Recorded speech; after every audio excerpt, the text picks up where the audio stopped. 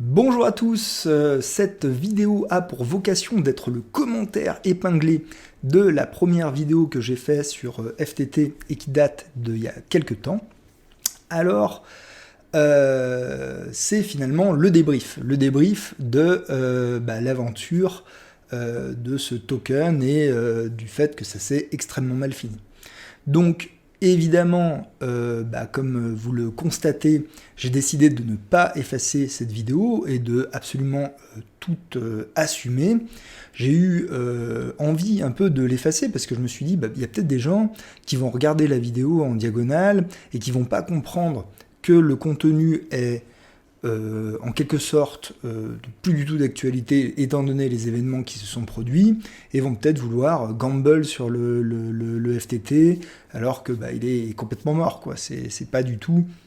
Moi j'ai une approche value sur les tokens, je regarde beaucoup les tokenomics, ce genre de choses, les fondamentaux, et donc du coup ce token étant complètement mort, à mon avis c'est évident, du fait que il y a la banqueroute qui a été faite, etc. Tout ce qui est acheter ce token pour sa valeur fondamentale, c'est évidemment hors de question. Donc, pour ceux qui cliquent depuis le commentaire épinglé, n'achetez pas ce token pour sa valeur fondamentale si j'ai des conseils à donner, bien que, évidemment, je ne donne toujours pas de conseils en investissement, je n'en donnais pas dans cette vidéo, et je n'en donne toujours pas, et probablement, je n'en donnerai jamais. Donc, finalement, c'est intéressant d'avoir un résumé de mes recherches, de ma pensée par rapport à ce sujet à l'époque, pour savoir pourquoi finalement je trouvais cette chose-là intéressante et où est-ce que je me suis trompé. C'était en réalité, je dois bien vous l'avouer, l'un des buts de ma chaîne YouTube. Pourquoi j'ai démarré une chaîne YouTube à la base ? Eh bien, parce que j'avais envie de consigner quelque part, en quelque sorte, des lettres adressées un peu à moi-même, mais aussi au public, bien sûr, d'un sujet précis, par semaine, si possible, sur qu'est-ce que je pense de tel sujet, ou qu'est-ce qui est important, à mon avis, dans la crypto, par rapport à tel sujet. Mais aussi, pourquoi pas, diffuser la connaissance crypto, un petit peu comme un militant, diffuser de la connaissance, pourquoi pas avec des tutos ou des trucs historiques, etc. Donc voilà que l'opportunité se présente d'aller regarder une de mes anciennes vidéos et de voir là où finalement je me suis totalement planté.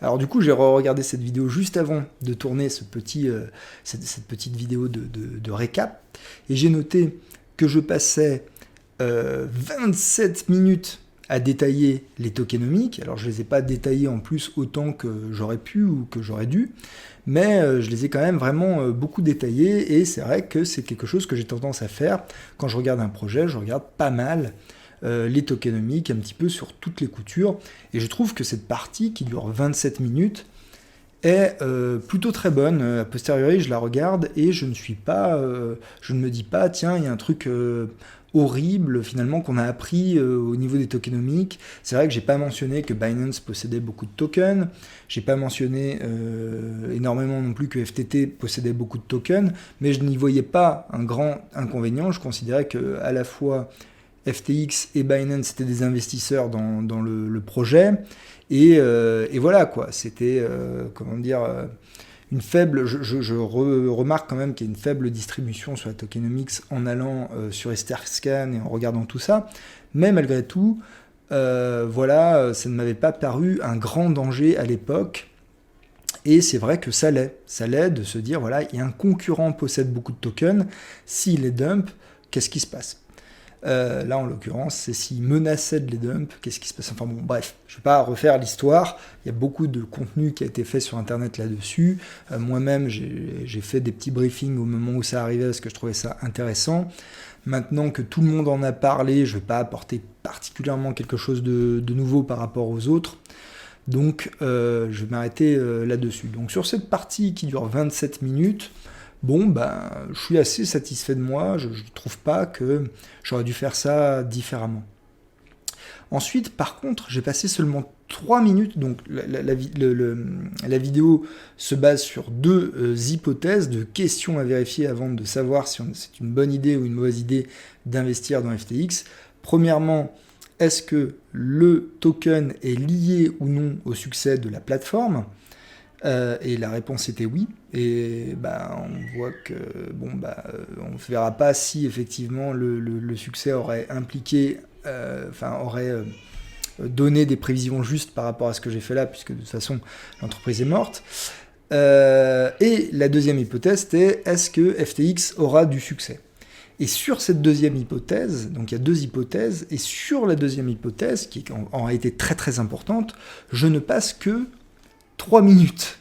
3 minutes sur 27 minutes pour être tokenomique, 3 minutes pour répondre à la deuxième question.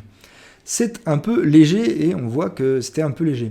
Et en réalité, j'ai évalué la santé financière de l'entreprise FTX via différents articles de presse, via le fait qu'elle continuait de faire des investissements rocambolesques, etc.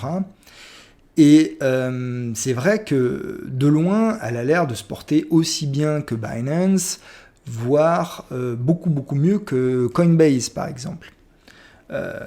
Coinbase, je continue d'en penser le plus grand mal, mais bon, c'est une aparté.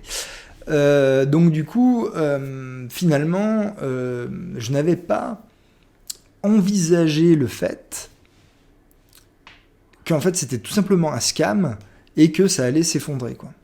J'étais persuadé que l'équipe d'Alameda et l'équipe de FTX gagnaient beaucoup d'argent avec leur activité de market making. D'ailleurs, on a vu le market making s'effondrer après FTX. FTX faisait énormément de market making.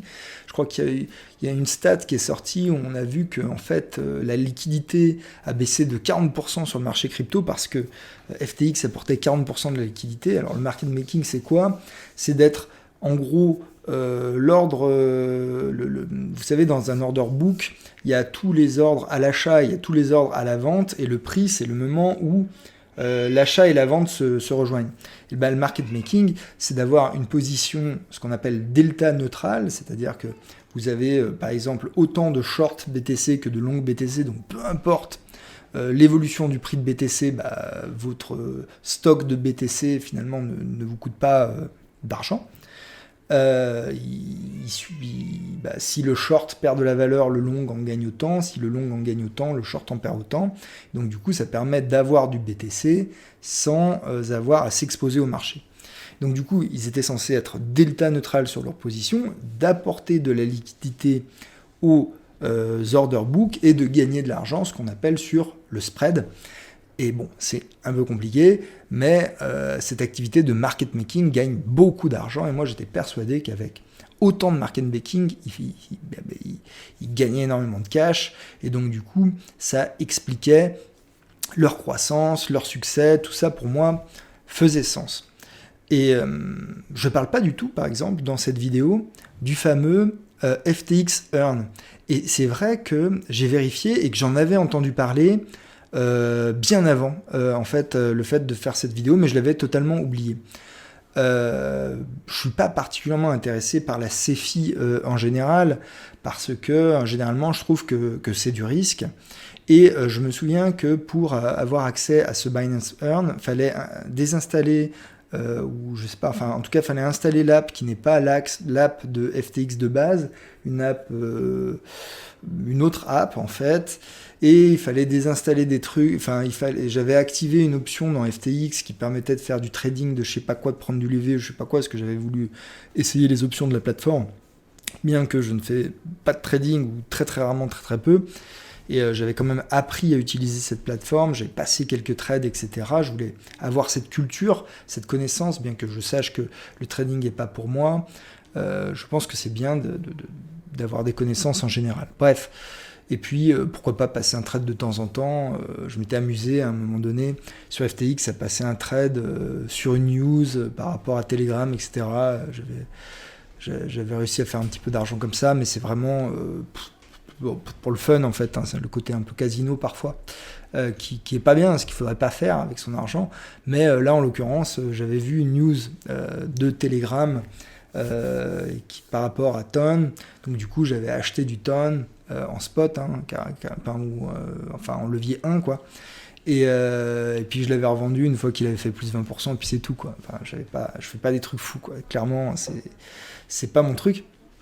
Et donc du coup, ce qui s'est passé, eh bien, c'est qu'effectivement, je l'avais oublié cette news, et je suis retombé dessus un peu plus tard, quoi. Et c'est vrai que 8% sur des dépôts, ça aurait dû me mettre le puce à l'oreille, quoi. Ça m'aurait dû me mettre à la puce à l'oreille que ils faisaient avec l'argent de leurs déposants des trucs qui leur rapportent de l'argent. Et donc du coup, s'ils font des trucs qui leur rapportent de l'argent, c'est pas tout simplement les stocker. Et si c'est pas tout simplement les stocker, c'est faire peut-être ces opérations de market making. Faire ces opérations de market making, a priori, c'est delta neutral, donc ça ne devrait pas me choquer plus que ça. Mais peut-être qu'ils faisaient autre chose. Et ils sont connus pour être des traders très très gamble, prenant beaucoup de risques, mais ayant beaucoup de succès. Mais bon, ça aurait quand même dû vraiment me mettre plus la puce à l'oreille. Je ne le mentionne même pas une minute dans la vidéo, rien du tout.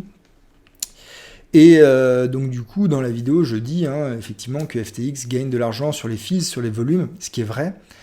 Et que ça, c'est tellement d'argent que ça suffit d'être confiant. Mais ça, c'est tellement d'argent que ça suffit pour être confiant du succès de l'entreprise. Par contre, ce truc de earning, là, à 8%, ou je sais pas combien de pourcents, ça fait vraiment beaucoup. Et généralement, un client moyen ne dépense pas 8% de ses dépôts en frais, quoi. Donc là, c'est vrai que c'était des trucs de traders, de gens qui prennent du levier, etc., donc qui payent beaucoup de frais. Mais quand même, c'était trop. Donc, attirer des gens qui vont tout simplement déposer de la crypto pour pas jouer avec, faire des trades, des machins, des trucs, et leur donner 8%, ça commence à sembler à du scammy. Ça aurait dû attirer ma puce, ça aurait dû éveiller des soupçons beaucoup plus graves chez moi, et j'ai complètement oublié cette news, pas pris en compte cette news, et en fait, c'est grave. Il faut vraiment partir du principe que le Ponzi est légion dans l'univers de la crypto, et que quand quelqu'un vous propose du yield, ce qu'on appelle du yield, donc vous lui confiez votre crypto, il vous donne en échange un taux d'intérêt pour le fait de l'avoir confié, et en vous disant que de toute façon vous pourrez la récupérer, bien ça, c'est alerte rouge, et il faut vraiment à l'avenir que dans mes recherches, ça soit quelque chose de systématique, quasiment. D'aller vérifier s'il n'y a pas cette histoire quelque part derrière. Donc 27 minutes sur les tokenomics, 3 minutes sur l'entreprise, c'est trop peu, quoi. J'aurais dû creuser cette histoire de yield. J'aurais dû déjà le noter, et le creuser. Et c'est vrai que on voit que je suis parti du principe que FTX allait survivre, que FTX n'était pas un scam. Je leur ai trop fait confiance, quoi. Et je suis parti aussi du principe que, donc du coup là, c'était un principe qui était beaucoup plus motivé, que au prochain bull run, effectivement, ils tireraient leur épingle du jeu, et ça serait donc du coup un succès. Bon, s'ils avaient survécu au bear market sans qu'il y ait une panique qui génère un bank run, probablement c'est ce qui se serait passé malgré leur côté totalement dégène et fou. Mais bon, à un moment donné, ce genre de choses sort de dessous le tapis, et il vaut mieux que ça sorte de dessous le tapis en emportant le moins de monde possible avec eux, et probablement c'est mieux maintenant que plus tard. Donc 27 minutes, 3 minutes, 1 minute de mise en garde. Donc là, c'est vrai que j'ai vraiment mis en garde en disant, voilà, c'est mes opinions, je vous encourage pas à acheter, etc. Full disclosure, moi j'en possède un petit peu. Et voilà, quoi. J'ai vraiment fait la mise en garde, j'ai bien fait de la faire. Hein.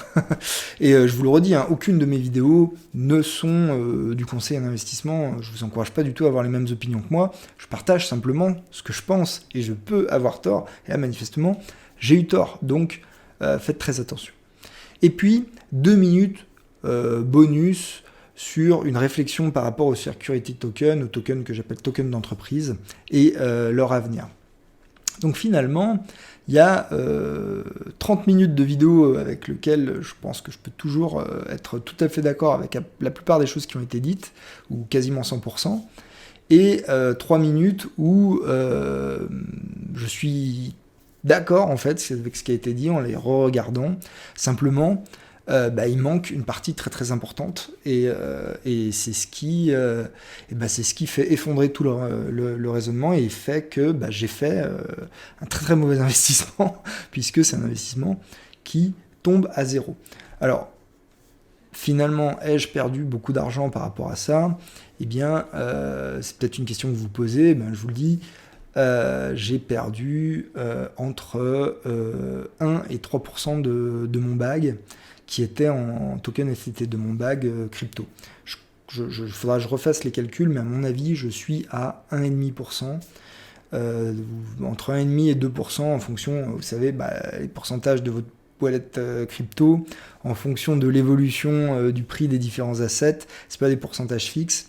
Et donc du coup, je crois que avant le démarrage de l'histoire, avant la publication du papier de Cointelegraph, j'étais entre 1,5 et 2% en FTT. Et donc en fait, ça peut sembler pas beaucoup. C'est vrai que je vais m'en remettre. J'ai toujours donc du coup 98% de mon bag, qui a pas été, qui est toujours là. Mais en réalité, c'est quand même beaucoup. Et moi, j'essaye de ne pas investir au hasard en faisant pas mal de recherches. Et donc, du coup, je prends ça comme une bonne leçon et de me dire que voilà, quand on a deux hypothèses à vérifier, il faut bien vérifier les deux.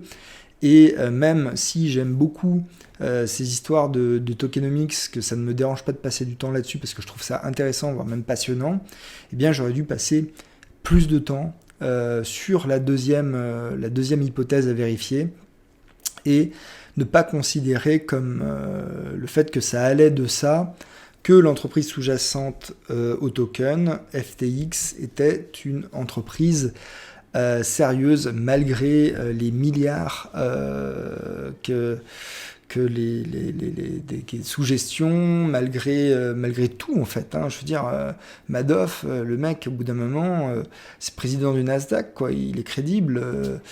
Ponzi était certainement quelqu'un de crédible à son époque, même si je connais pas les détails de l'histoire. Lehman Brothers était une banque qui avait pignon sur rue. Donc c'est pas c'est pas quelque chose qui aurait dû me donner suffisamment confiance, et ce Binance Earn à 8%, ou je sais pas combien de pourcents, 5%, 8%, ça dépendait des conditions, je sais plus quoi, ça c'était vraiment quelque chose qui aurait dû me donner plus de... Ouais. Enfin bon, bref, c'est comme ça. Ceux qui, sous mon impulsion, se sont dit « Mon Dieu, mais cette vidéo est plein de bonnes idées, moi aussi je suis convaincu, j'achète », je suis désolé pour vous. Il aurait fallu avoir un œil plus critique par rapport à ce que je raconte, et je suis vraiment désolé pour vous. Ceci dit, je vous ai prévenu, c'est pas un conseil d'investissement, et de toute façon, la crypto, c'est risqué.